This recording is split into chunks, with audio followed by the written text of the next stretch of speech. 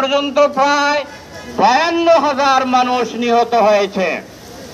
এর মধ্যে বেশিরভাগ 100% শুধু দুধখোর, দুধ খাওয়া শিশু এবং মহিলা।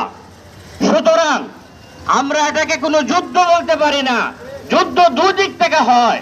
একদিকে নিরস্ত্র নিরপরাধ নারী এবং শিশুকে হত্যা করা হচ্ছে, তার মানে তারা এটাকে একটা জাতিকে নিঃশেষ করে তাদের আধিপত্য বিস্তার করতে চায়।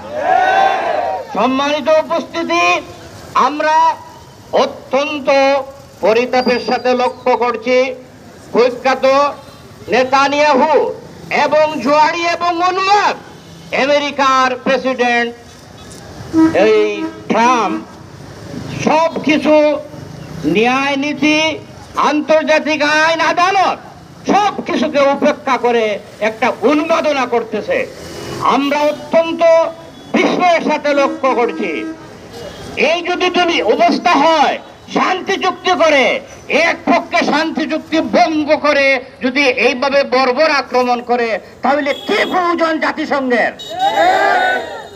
আমরা জানি আন্তর্জাতিক আইন অনুসারে 5টি জিনিস মানুষের মৌলিক অধিকার।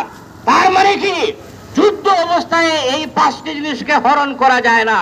এর মাঝে থেকে একটা হলো চিকিৎসা, একটা হলো অন্ন, একটা হলো বাসস্থান। কিন্তু আমরা দেখতে পাচ্ছি গাজার শিশুরা তার মা বাবাকে বলতেছে আমরা জান্নাতে যাব। তারা বলতেছে কেন যাবে? বলে শুনেছি জান্নাতে নাকি খাবার আছে। এই ধরনের তারা বুকার্ত, এই ধরনের তারা তৃষ্ণার্ত। কিন্তু আমরা লক্ষ্য করলাম এই কুখ্যাত ইসরায়েলি বাহিনীর একজন মন্ত্রী সে এখনো বলতেছে একটি গণ নাকি গাজায় প্রবেশ করতে দেওয়া হবে না। তাই আমরা বিশ্বের মানবতাকারীদের কাছে আমাদের প্রশ্ন, তোমাদের যদি এই মৌলিক 5টি জিনিস মৌলিক অধিকার হয়ে থাকে, এটাকে যদি হরণ করা যায় না, তাহলে গাজায় এটা কেন প্রযোজ্য হয় না? তার মানে তোমাদের দৃষ্টিতে গাজারেরা মানুষ না, গাজারেরা হচ্ছে মুসলমান।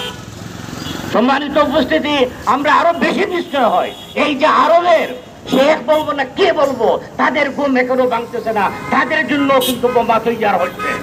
আমরা আরো লক্ষ্য করেছি ভারতে ওয়াকফ আইন সংশোধনের নামে এই যে ধর্মীয় খাতে পরিচালনা করার জন্য শত শত বছর ধরে মুসলিমগণ যে ওয়াকফ সম্পত্তি দান করেছেন সেটাকে নস্যাৎ করে ভারতবর্ষ থেকে ইসলামী শিক্ষাকে চিরতরে নির্মূল করে দেওয়ার আর একটা পায়তারা করতেছে।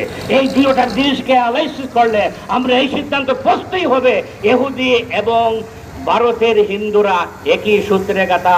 তারা দুনিয়া থেকে ইসলাম এবং মুসলমানদের খতম করতে চায়। সুতরাং আমাদেরকে সোচ্চার হতে হবে, আরবের শেখদের ঘুম ভাঙতে হবে, না হলে নিস্তার নাই। আল্লাহ আমাদের তৌফিক দান করুন।